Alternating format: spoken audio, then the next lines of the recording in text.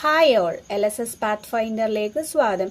ഇന്ന് നമ്മൾ മലയാളത്തിലെ ഒന്നാമത്തെ യൂണിറ്റിൽ നിന്നും LSS പരീക്ഷയ്ക്ക് പ്രതീക്ഷിക്കാവുന്ന കുറച്ച് ചോദ്യങ്ങളിലേക്ക് കടന്നാലോ. കോലത്ത് നാട്ടിലെ ഉദയവർമ്മ രാജാവിൻ്റെ പ്രശസ്തനായ സദസ്യൻ. A. Unnayi Warrier, B. Kunchan Nambiar, C. Cherusseri, D. Ulloor. ഉത്തരം സി. ചെറുശ്ശേരി. കൃഷ്ണഗാഥ രചിച്ചതാര്? A. Kalidasan, B. Kumaranasan, C. Cherusseri, D. Kunchan Nambiar. ഉത്തരം സി. ചെറുശ്ശേരി. തുള്ളൽ പ്രസ്ഥാനത്തിന്റെ ഉപജ്ഞാതാവ് ആര്? കുഞ്ചൻ നമ്പ്യാർ. കഥകളിയുടെ സാഹിത്യരൂപം ഏതാണ്? ആട്ടക്കഥ. കൃഷ്ണഗാഥയുടെ മറ്റൊരു പേര് കൃഷ്ണപ്പാട്ട്.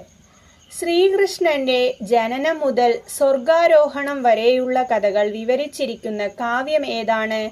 കൃഷ്ണഗാഥ. കാത്തിരിപ്പ് എന്ന കവിത ഏത് കൃതിയിൽ നിന്നെടുത്തതാണ്? കൃഷ്ണഗാഥ. കാത്തിരിപ്പ് എന്ന കവിതയിലെ പ്രധാന ആശയം എന്ത്? എ. കാട്ടിലെ അപകടങ്ങളെക്കുറിച്ചുള്ള ചിന്ത, ബി. മകനോടുള്ള സ്നേഹം, സി. മകനെ കാണാഞ്ഞുള്ള വേവലാതി, ഡി. മകനോടുള്ള ദേഷ്യം. ഉത്തരം സി. മകനെ കാണാഞ്ഞുള്ള വേവലാതി. താഴെ കൊടുത്തവയിൽ പിരിച്ചെഴുതുമ്പോൾ വ്യത്യസ്തമാവുന്നത് ഏത്? എ. മഴവെള്ളം, ബി. കിളിമുട്ട, സി. ആനവാൽ, ഡി. നീലക്കുയിൽ. ഉത്തരം നീലക്കുയിൽ. കൃഷ്ണഗാഥ ഏത് വൃത്തത്തിലാണ് രചിച്ചത്? A. Keka, B. കാകളി, C. നദോന്നത, D. മഞ്ചരി. ഉത്തരം മഞ്ചരി. താഴെ കൊടുത്തവയിൽ തെറ്റായ ജോഡി കണ്ടെത്തുക. എ. അല്ലൽ ദുഃഖം, ബി. കാനനം കാട്, സി.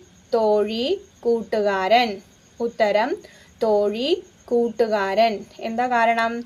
അവിടെ എല്ലാത്തിൻ്റെയും അർത്ഥങ്ങളാണ് പറഞ്ഞിരിക്കുന്നത്. തോഴി എന്ന് പറഞ്ഞ ആരാണ്? കൂട്ടുകാരിയാണ് അല്ലെ. താഴെ കൊടുത്തവയിൽ പശു എന്നതിന് പകരം വരുന്ന പദം കണ്ടെത്തുക. എ. Karuna, B. കാലി, സി. കൗമുദി. ഉത്തരം കാലി. നൊമ്പരം, അല്ലൽ, തോഴി, കാനനം എന്നീ വാക്കുകൾ അക്ഷരമാലാ ക്രമത്തിലാക്കുക. ഉത്തരം എങ്ങനെയാണ്? അല്ലൽ, കാനനം, തോഴി, നൊമ്പരം. ചെറുശ്ശേരി ഏത് രാജാവിന്റെ ആജ്ഞാപ്രകാരമാണ് കൃഷ്ണഗാഥ രചിച്ചത്? ഉത്തരം കോലത്ത് നാട്ടിലെ ഉദയവർമ്മ തമ്പുരാൻ. മാതൃഭാഷയിലെ മഹനീയങ്ങളായ കാവ്യങ്ങളിൽ അഗ്രിമസ്ഥാനം ഏത് കാവ്യത്തിനാണ്? A. Gita, B. Krishnagatha, C. Krishnageetham. ഉത്തരം ഏതാണ്? കൃഷ്ണഗാഥ. കാട് എന്നതിന് പകരം വരുന്ന പദങ്ങൾ. ഉത്തരം വാനം, കാനനം, വിപിനം.